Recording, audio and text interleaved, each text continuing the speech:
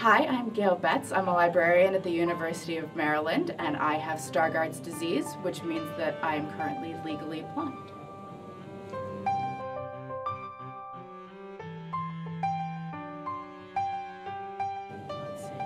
So, when I was first diagnosed, I was diagnosed by my regular optometrist who'd been seeing me since I was 8. He became a little concerned that we couldn't correct my vision down to 20/20 anymore when I was 18, and he started referring me to every specialist that he could think of, who referred me to every other specialist that they could think of, and I spent the better part of a year going from specialist to specialist, being told that I didn't have diabetes and I didn't have a brain tumor, which is always great to know, but they couldn't figure out what was wrong with me. So that was relatively stressful. I was a freshman in college. I kept having to come home from college to have all these different appointments, and specialists are only available one day a week from 9 to noon. So that ended up almost causing me to transfer out of school.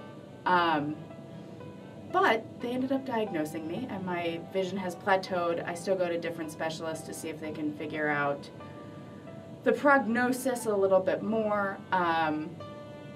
At this point, there's a 50% chance that my vision will be twice as bad by the time that I'm 40, which doesn't really tell you a whole lot. So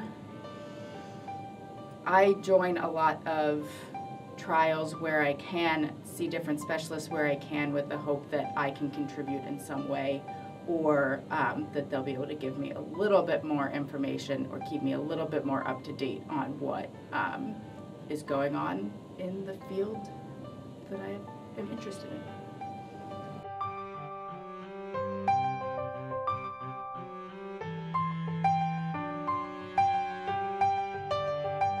Questions that I would ask my doctor now that I wouldn't have asked before would be, firstly, who owns my health information?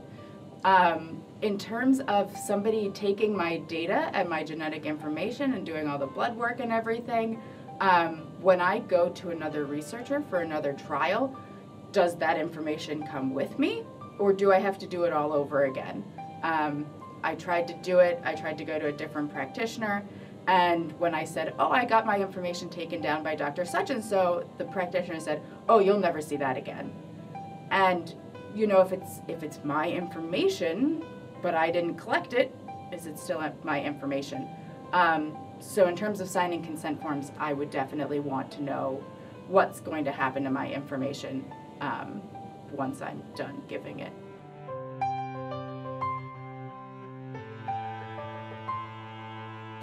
I think that engaging in research studies can help patients by helping patients be more invested in the future of the disease. So in terms of my disease, it's a hereditary condition, and you know, it could get worse for me, but also my children could get this disease.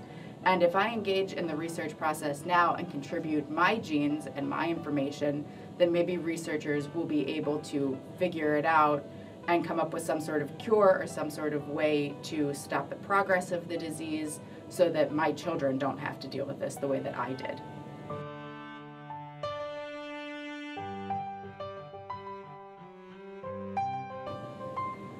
I think patients with impairments are underrepresented in research because they're more complex.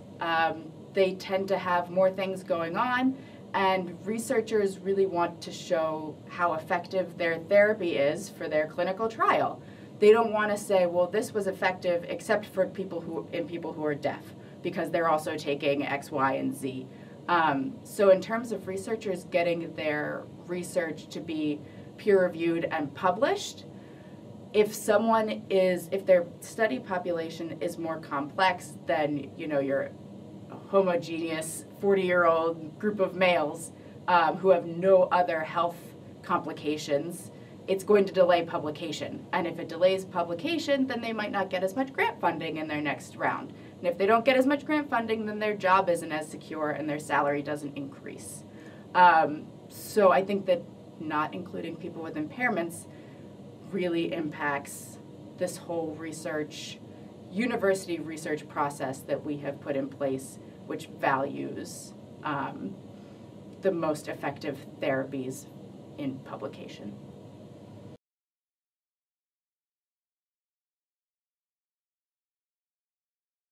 Some best practices for communicating health information to visually impaired individuals, I would say, is probably going back to the whole font thing. So a lot of times practitioners will hand out sheets of paper with health information about a different disease or a different treatment plan or whatever, and I can't read it.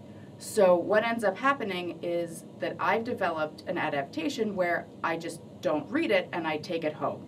And then if I develop any questions as I'm reading it later on, I've already left the office. And trying to contact a researcher or practitioner after you've left the office can be very time-consuming and very frustrating. So oftentimes then I just don't ask questions.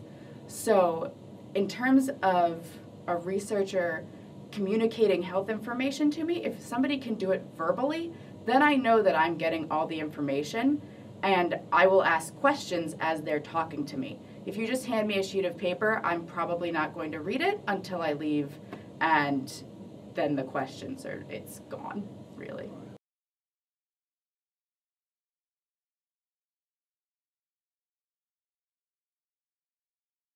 Something I would want people who are thinking about engaging in the research process in the future, especially people with impairments, I'd want them to realize that it's a long, slow process. Just because you contribute to something today doesn't mean that you're going to see anything in the next year.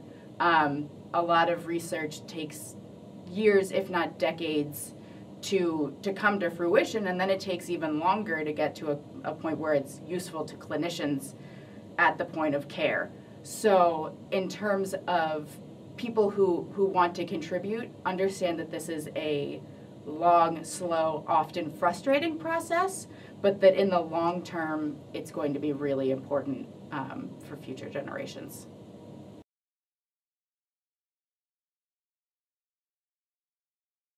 I want researchers to keep in mind that I am an individual and not just my disease. I want them to be respectful of that.